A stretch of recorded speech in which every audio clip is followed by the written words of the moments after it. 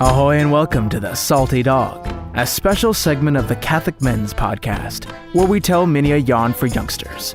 Grab your grog, and we can begin. Centerburg Tales by Robert McCloskey. Ever so much more so. The early afternoon spring sunshine came peeping into the lunchroom and reflected off the stainless steel trim of Uncle Ulysses' unpredictable automatic donut machine.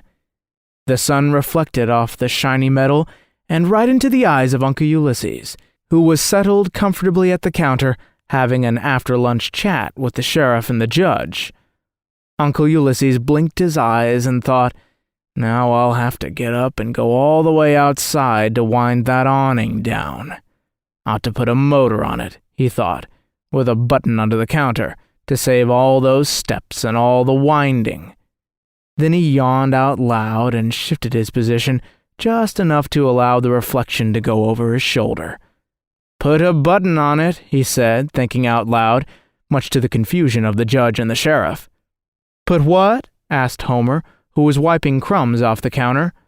"Oh, yes, Homer," said Uncle Ulysses with a start. "Put the awning down like a good fellow, would you please?"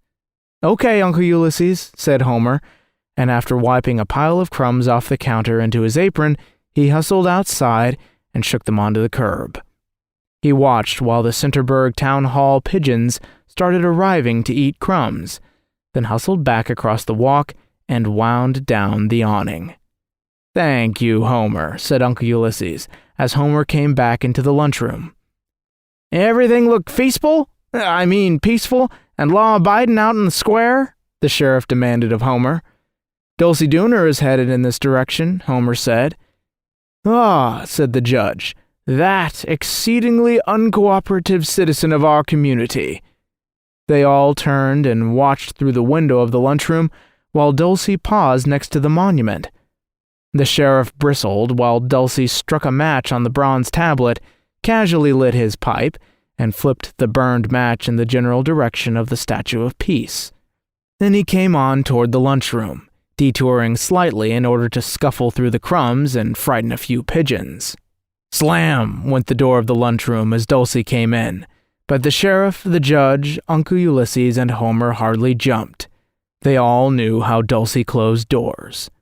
"What are you up to these days, Dulcie?" asked the sheriff, eyeing Dulcie carefully as though expecting to find something like packages of strange seeds or bottles of elixir sticking out of his pockets. "Always suspecting me," complained Dulcie. "Sheriff, you're the most suspiciousest guy in the state of Ohio. In view of several unfortunate occurrences, attributable directly to certain actions of one Dulcie Dooner, I am of the opinion," the judge proclaimed in his usual pompous way, "that the suspicions of our sheriff are entirely justified." "Good afternoon, my friends," said a strange voice, and they all turned to see a stranger walk in the door. He had a case under one arm and a folding stand under the other. "Good afternoon, my friends," he repeated. "You are without doubt the most fortunate people in the world, and in just 1 minute, yes, one short 60 seconds of your valuable time, I'm going to make you even more fortunate. Thankful that I've come to you with this sensational introductory offer." The stranger, after introducing himself as Professor Ear, Professor Atmos Ph. Ear, talked on and on, scarcely stopping to take a breath, and at the same time managed to shut the door, tip his hat, unfold his stand, set up his case carefully, and take off his gloves, smiling sweetly all the while. "I have in here," he continued, tapping the lid of his case, "one of the wonders of the world. Yes, my friends, and you are my very good friends.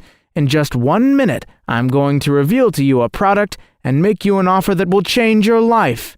If you are the kind of people that get a bang out of life," he exclaimed, emphasizing the bang with a flourish and swat of his gloves on top of his case. "You are the ones, yes, the very people that will have the good sense, the intelligence, imagination, ability, good judgment, and love of the finer things in life to apply this amazing product to obtain the beneficial blessings, the sense of well-being, and complete satisfaction that this remarkable product has the ability to impart to each and every one. We don't want any old... Dulcie started to interrupt. It is my honor, continued the professor, loud enough to be heard above Dulcie's interruption, to bring to you this fabulously amazing and most phenomenal product. And its name is... He paused dramatically, snapping free the fastenings of the case and throwing up the cover. Its name is Ever So Much More So. The judge, the sheriff, Uncle Ulysses, Dulcie, and Homer all stared at the cans displayed so suddenly before their eyes. What? Uncle Ulysses started to ask. Ah, what? Echoed the stranger. Ah, yes, my good friends, I can see the question in your friendly faces. What is this remarkable Ever So Much More So? And what can this phenomenal Ever So Much More So do for me? In just 1 minute, just 30 short seconds, I'm going to demonstrate to you and to prove to you without the shadow of a doubt that this product can accomplish wondrous things. Each and every can, said the professor, picking up a can and continuing without a pause. Yes, each and every can comes complete with a handy adjustable top. A slight twist to either left or right opens the tiny holes in the cap, making Ever So Much More So readily accessible for instantaneous application. Now for the purposes of our demonstration, the professor continued quickly. We shall use these delicious-looking donuts. Young man, he said to Homer, if you will be so kind as to pass the tray, and if you, gentlemen, he requested, bowing low, would be so kind as to take 2 donuts. While Homer passed the tray and everyone took 2 donuts, 1 in each hand, the professor said, Now, my friends, we are ready to... Sonny, don't forget me.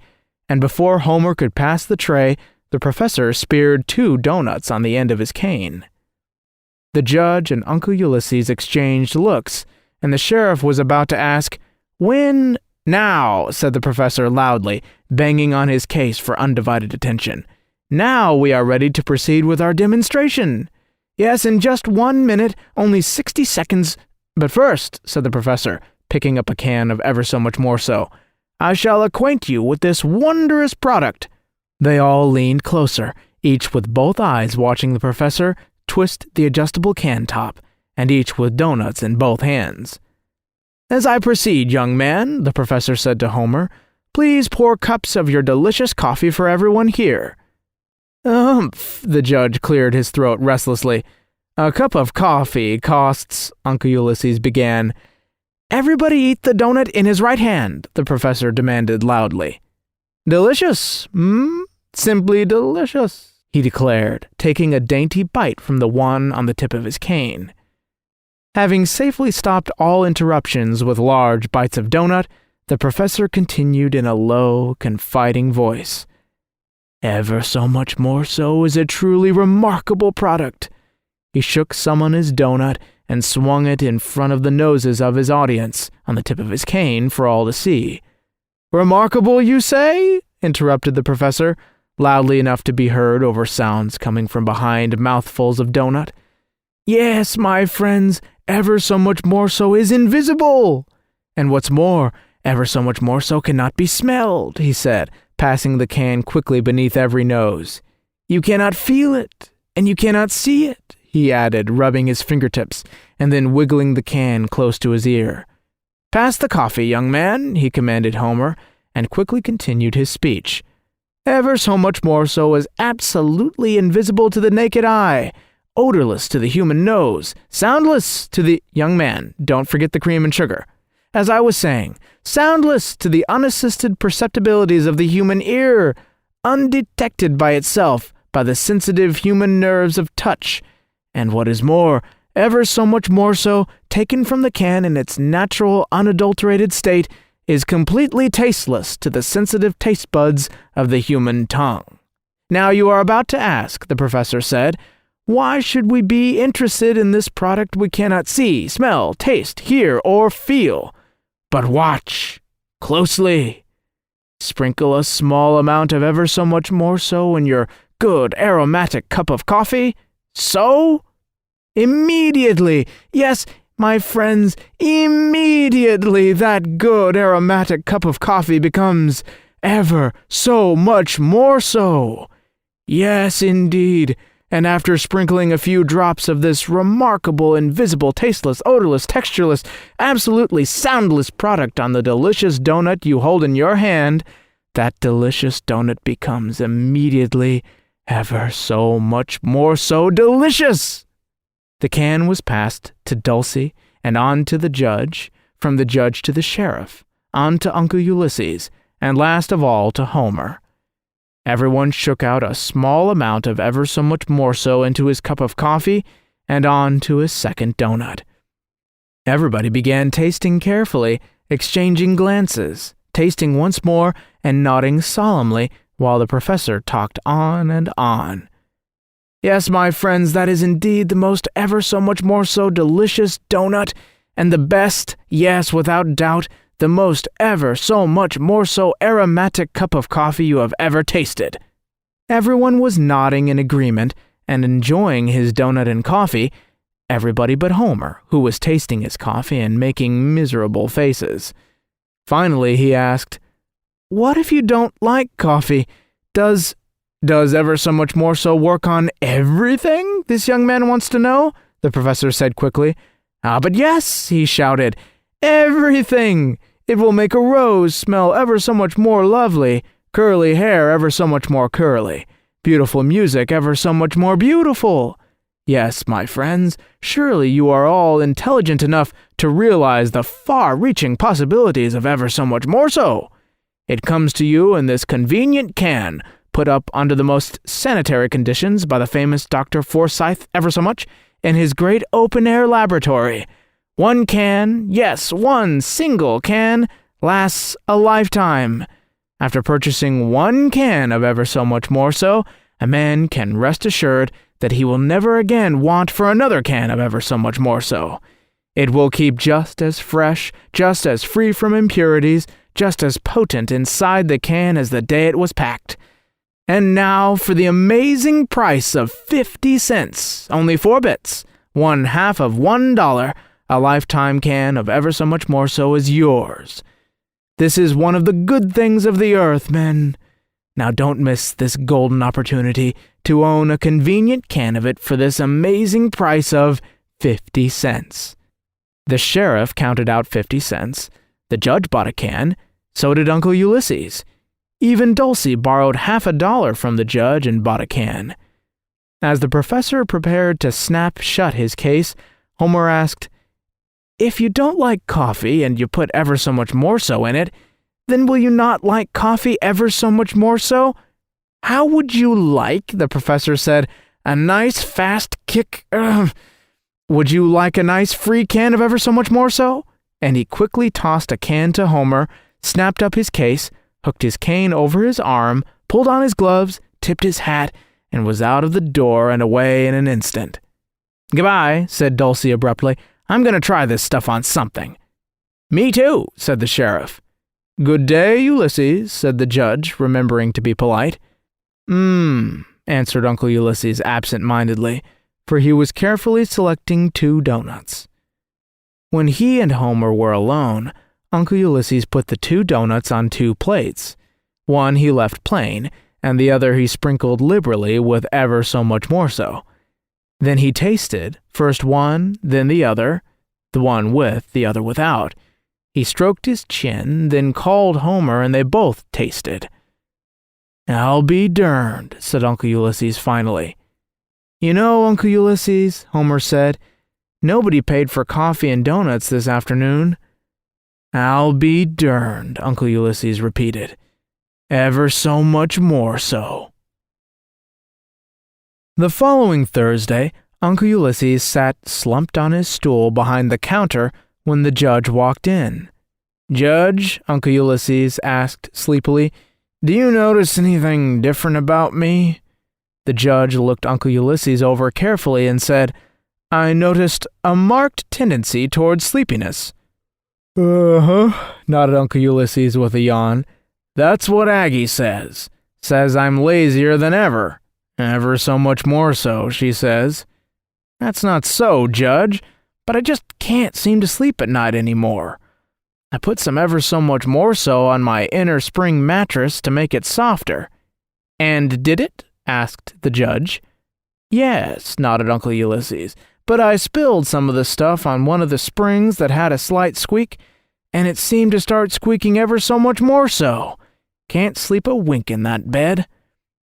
"Hello, Sheriff," he added as the sheriff came in, looking flustered and red in the face.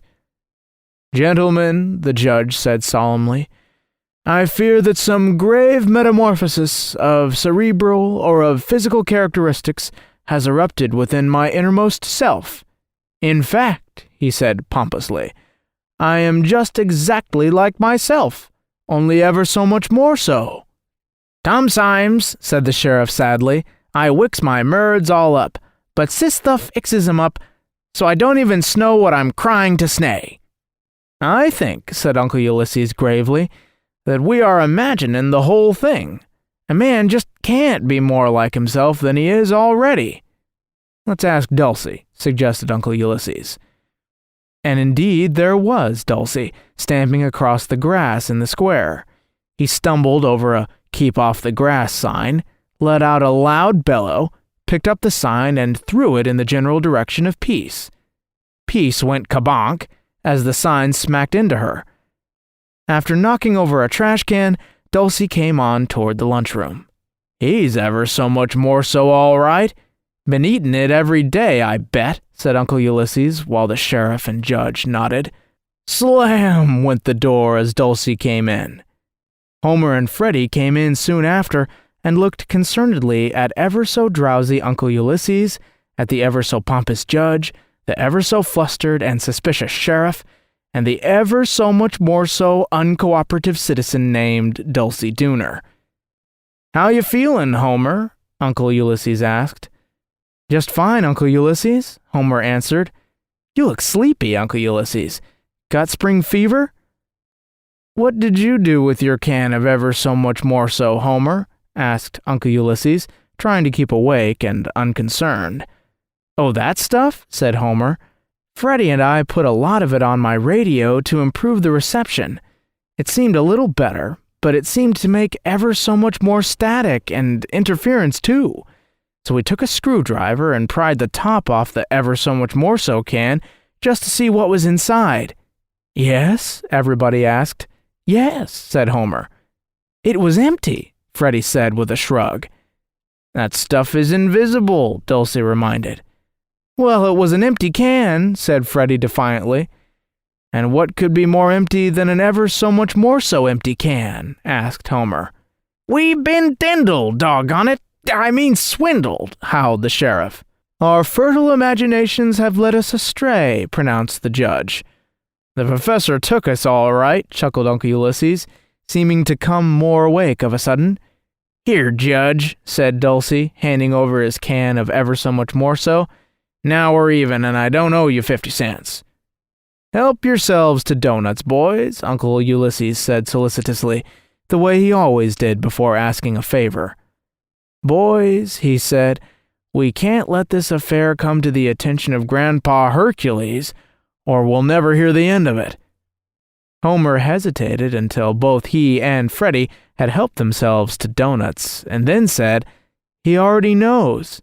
"What?" cried the sheriff and Uncle Ulysses. "Yep, I put the top back on the can and decided to give it to Grandpa Herc.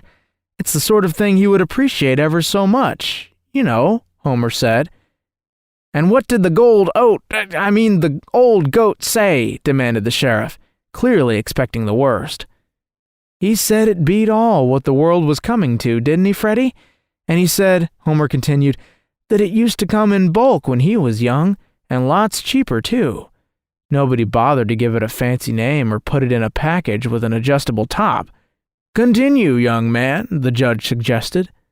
"Well," Homer said, "he allowed as how he'd never tried the packaged kind of ever so much more so, and he had a feeling he'd like to see if it was just as strong as the old-fashioned kind. So I sold him my can for $1. "That's my nephew, and more so," said Uncle Ulysses. "We've been swindled," repeated the sheriff. I should have locked that fella up. Entirely outside the law, the judge proclaimed. Hello, everybody, said Grandpa Hercules, letting himself in the door. Uncle Ulysses sighed and wondered to himself how more so Grandpa Herc could possibly get. How do you feel, Hercules? The judge inquired. Never felt so good in my whole life, answered Grandpa Herc. Okay, what did you do with it? Demanded Dulcie. Grandpa Herc looked puzzled, and then he said, Oh, you mean the stuff in the can? The ever so much more so. Well, I got to thinking. An old fellow like me ain't got long to spend in these parts. I can use up a lot of time sprinkling a bit on this and that here and there. I thought to myself, what's one big, all-fired, honest-to-crawfish, powerful, important way to use up a lifetime supply of ever so much more so? I thought, and finally it come to me. I went out into my backyard and hunted up a nice soft spot of black earth.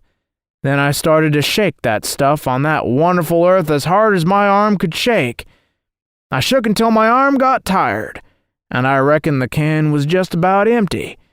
Then I took a screwdriver and pried off the lid and poured the ever so much more so can full of water. And do you know, that was the dampest, the soakingest, wringing, wettest, slopping to goodness can of water I ever laid my eyes on. Yes, said Uncle Ulysses. Yep, said Grandpa Herc. And then I dumped that ever so much more so soakingest water onto that good old earth and watched it soak in, right down to the core, somewhere halfway between here and China. Then I looked around me and noticed how green the grass looked. Trees budding, birds singing, and I felt good all over. See? Look out there in the square, just like I'm telling you. It's a great old world, shouted Grandpa Herc, leaping up and clicking his heels. And what's more, it's getting better all the time. So long, everybody! They all walked out into the square in the nice, warm spring sunshine. Do you think I ought to give this 50 cents back to Grandpa Herc? Asked Homer, holding out $50. You just loan that to me, Homer, said Dulcie, making a grab, and I'll buy my can back from the judge. You can owe Grandpa Hercules the other 50 cents. Homer, said Uncle Ulysses, run back to the lunchroom and bring a screwdriver from the toolbox. Freddie, you go along and bring a pitcher of water. Uncle Ulysses was scraping up a nice, soft, absorbent spot under an old maple right near the Statue of Peace. You know, he said, it's really a waste of time to shake it on. We'll just fill it right up to the top and let it keep a running over and soaking in. End of Ever So Much More So. If you all can figure out this story, shoot me an email. I would love to know, because I read it when I was really young, and I still haven't figured it out. Thank you all so much for listening, and Godspeed.